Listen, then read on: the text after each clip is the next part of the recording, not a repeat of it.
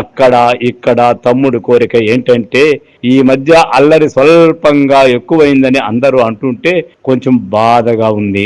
అల్లరి తగ్గించుకో నాయనా, అల్లరి తగ్గించుకో అని ప్రసాద్ గురించి చాలా మంది అంటున్నారు. అల్లరి అంటే సినిమాలో నువ్వు ఎంతన్నా అల్లరి చేయి, మైక్ పట్టుకుంటూ నువ్వు ఏదేదో మాట్లాడుతున్నావు, అలాంటి అల్లరి తగ్గించుకో నాయనా అని చాలా మంది శ్రేయోభిలాషులు చెప్తా ఉండారు.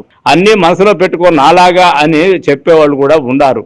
మైక్ లో అనుకున్నాయన నీలాగా అనేవాళ్ళు ఉండారు.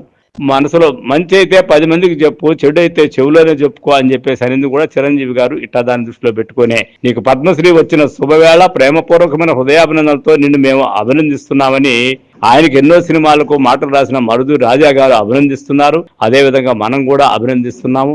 ఆయన నటనకే, ఆయన వ్యక్తిత్వానికి ఈ మధ్యలో వచ్చే కొన్ని ఆడియో ఫంక్షన్లలో, మీటింగుల్లో నోరు పారేసుకోవడం మాత్రం కొంత చింత కలిగించే విషయం అని చెబుతూ, నిజానికి తెలుగు సినిమా పరిశ్రమలో రేలంగి తరం వెళ్ళిన తర్వాత ఇప్పటి తరంలో అద్భుతమైనటువంటి అన్ని రసాలు పండించగలిగిన అభినవ నటుడు రాజేంద్ర ప్రసాద్. సో ఫ్రెండ్స్, రాజేంద్ర ప్రసాద్ను నచ్చిన వాళ్ళు ఈ ఛానల్ని లైక్ చేయండి, షేర్ చేయండి, సబ్స్క్రైబ్ చేసుకోండి. Thank you. I am Vishwanath, మన విశ్వ రివ్యూ ఛానల్.